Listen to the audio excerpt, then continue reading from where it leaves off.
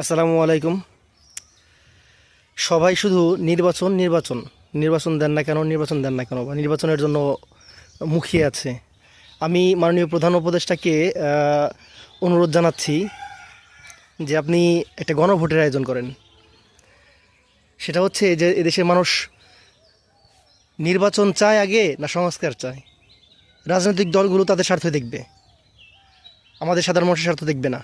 তাই আপনি একটি গণভোটের আয়োজন করুন, যেখানে আমরা আমাদের মতামত ব্যক্ত করতে পারি যে আমরা কি নির্বাচন চাই না সংস্কার আগে চাই, কোনটা আগে চাই।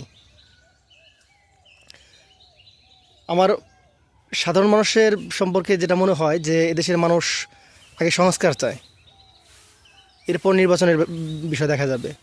তো আমি আপনার কাছে বিনীত অনুরোধ জানাচ্ছি, আমি জানি না যে আমার এই ভিডিও আপনার পর্যন্ত পৌঁছাবে কি না, তবে বিনীত অনুরোধ জানাচ্ছি যে আপনি একটি গণভোটের আয়োজন করুন এবং এটা যাচাই করুন যে মানুষ আগে সংস্কার চায় না নির্বাচন।